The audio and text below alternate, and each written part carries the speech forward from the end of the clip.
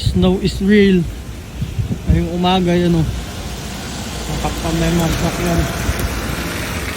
Ganito yung mahirap guys pag papasok ka ng trabaho tas nakabike ka lang.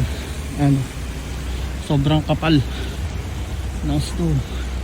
Mabagal yung andar ng bike ko.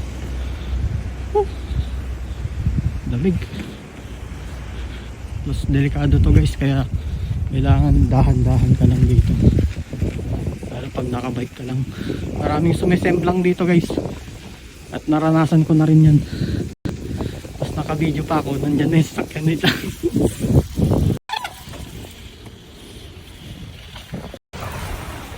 Balik ulit sa video. Hindi pa naman siya medyo madulas pag mga gantong snow pa.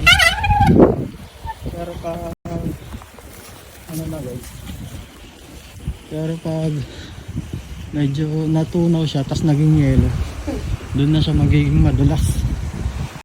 Pasok tayo ngayon sa trabaho guys. Bye bye.